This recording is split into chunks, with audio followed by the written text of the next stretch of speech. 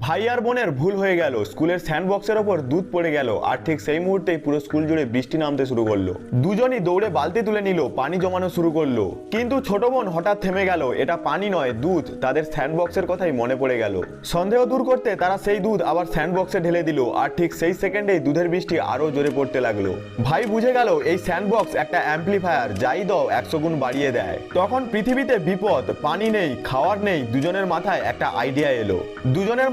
Idea এলো। তারা একটা পুরনো রুটির টুকরো নিল, স্যান্ডবক্সে ফেলে প্রার্থনা করলো, রুটি পাঠাও। আর পরের মুহূর্তেই আকাশ থেকে রুটির বৃষ্টি নামতে শুরু করলো। কিছু ছোট আর কিছু এত বড় যেন পাহাড়ের মতো। সবাই অবাক। খেয়ে দেখলো একদম আসল রুটি, গরম, নরম, সুস্বাদু। সবাই বলল এ তো ঈশ্বরের দান। ভাই বোন স্যান্ডবক্সের রহস্য গোপন রাখলো। তারা দুধ, রুটি, খাবার সবই বাড়াতে লাগলো। ধীরে ধীরে বাইরের দুনিয়ায় খবর ছড়িয়ে গেল। একদিন এক লোভী গুন্ডা এসে হাজির। সে বলল সব খাবার দাও। সে এত দুধ আর রুটি দেখে অবাক। জিজ্ঞেস করলো এসব কোথা থেকে এলো। বাচ্চারা বলল আকাশ থেকে পড়ে। সে হেসে উঠলো। তারপর সত্যি জানতে তাদের লোকজন পাঠালো মারধর করতে। ভাই বোন সরাসরি স্যান্ডবক্সের দিকে দৌড়ালো। বোন মেগাফোন তুলে চিৎকার করলো, থামো। আকাশ ঝলমল করে উঠলো, বিদ্যুৎ চমকাচ্ছিল। সে বলল আমি এই স্কুলের রক্ষক। তারপর সে টর্চ তুলে স্যান্ডবক্সে আলো ফেললো আর বাইরের আকাশও যেন আলোয় ফেটে পড়লো। সবাই ভয় পেয়ে গেল, গুন্ডারা পালিয়ে গেল। কিন্তু পরের দিন একজন বিশ্বাসঘাতক পুরো সত্য ফাঁস করে দিল। সবই ছিল টর্চের খেলা। পরের দিন তারা আবার ফিরে এলো লুটপাট করতে। ভাই বাধা দিতে গিয়ে ধরা পড়লো।